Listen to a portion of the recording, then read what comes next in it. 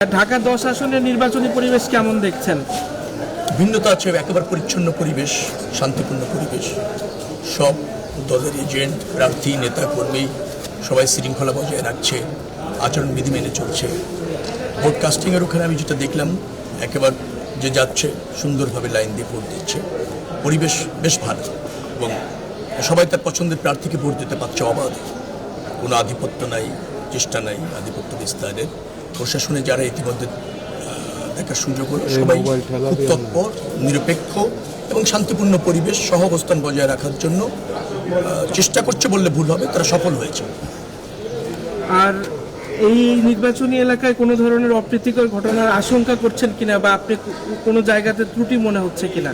না, আমার কাছে এই পর্যন্ত যতটুকু নিউজ এসেছে সকাল থেকে, ত্রুটি ওরকম পাইনি। দুই একটা জায়গায় কোনো পুলিং এজেন্টের হয়তো অজ্ঞতার কারণে তাকে ঢুকতে একটু দেরি হয়েছে, অথবা প্রিজাইডিং অফিসার দু একজন আছেন, তারা হয়তো একটু কম জানার কারণে দ্বিধায় ভুগেছেন, বিধায় কাজটা একটু স্লো হয়েছে।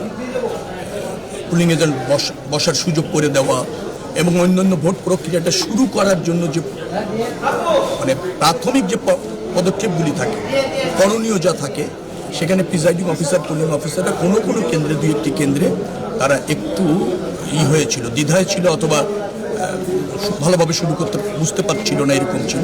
এখন আবার সব জায়গায় ঠিক হয়েছে ভালোভাবে। রাতে আমরা আসলে সোশ্যাল মিডিয়ায় বিভিন্ন জায়গায় অনেক ধরনের ঘটনা দেখেছি, সে ধরনের কোনো আলামত আপনার নির্বাচনী এলাকায়? কালকে রাত্রে চেষ্টা করেছে অনেকে, আমি আমার প্রতিদ্বন্দ্বী দলের কথা বলবো, তারা দলবদ্ধ হয়ে কেন্দ্রে যেতে চেয়েছে। এখন অত রাত্রে কেন্দ্রে যেতে চাওয়ার কারণ কিছু আমি জানি না। এমনও হতে পারে যে তারা হয়তো মনে করেছে যে আমরা দলবদ্ধভাবে গিয়ে প্রিজাইডিং অফিসার, পুলিং অফিসারের সাথে সাক্ষাৎ করে আসি, দেখা করে আসি, আমাদের উপস্থিতি জানান দিয়ে আসি, কিন্তু সেটা যে নির্বাচনী আচরণবিধি লঙ্ঘন হয়, সেটা যে বিধিসম্মত না, সেটা অনৈতিক, অবৈধ, এটা হয়তো তারা জানেন না, এরকমও হতে পারে।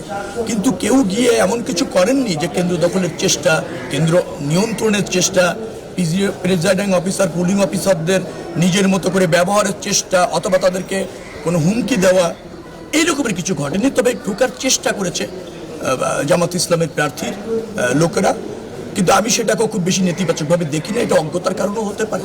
আলটিমেটলি সব কিছু ত্রুটি খোঁজা যাবে না। ভালো পরিবেশ রাখার জন্য চেষ্টা করতে হবে, ব্যত্যয় থাকলে শুধরে নিতে হবে। আমি সহজ করে বলি, এই এলাকায় 33 বছর রাজনীতি করেছি, সব পরিস্থিতিতে এই এলাকার মানুষের সাথে থেকেছি, সব পরিস্থিতি আপনি নিজে মানুষের সাথে থেকেছি, যার ফলে আমি মনে করি এই এলাকায় তাদের প্রতিনিধিত্ব করার সুযোগ তারা নিজের দায়িত্ব নিয়ে আমাকে দিতে চায়। সেই সময়ের পরীক্ষায়, পরিস্থিতির পরীক্ষায় আমি উত্তীর্ণ, তাদের ভালোবাসার পরীক্ষায়ও আমি উত্তীর্ণ, আস্থার পরীক্ষায়ও উত্তীর্ণ দীর্ঘদিন ধরে। যার ফলে আমার কাছে মনে হয়েছে যে আমি তাদের প্রতিনিধিত্ব করি, এটা তারা চায়, এবং সেটা প্রতিষ্ঠিত করার জন্য তারা নিজেরাই দায়িত্ব নিয়ে যার যা করণীয় তাই করছে। সর্বশেষে এসে এখন ভোট প্রদান করছে।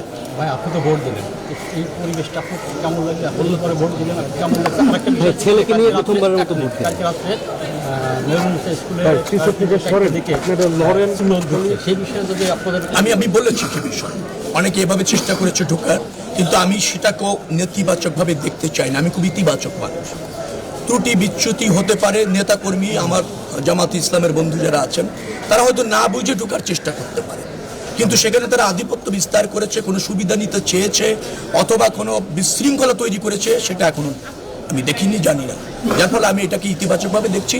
এখনো ঢাকা 10 আসনে ভোটের পরিবেশ সুন্দর, সব দল, সব প্রার্থী সমান সুযোগ পাচ্ছে, ভোটাররা অবাধে ভোট দিচ্ছে।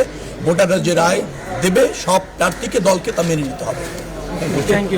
আমার শেষ প্রশ্ন, ফলাফল যাই হোক, আপনি কি সেই ফলাফল মেনে নেওয়ার জন্য প্রস্তুত? ডেফিনেটলি প্রস্তুত।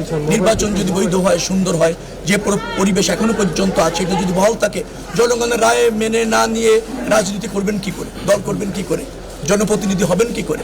ডেফিনেটলি জনগণের রায় শিরোধার্য। Thank you.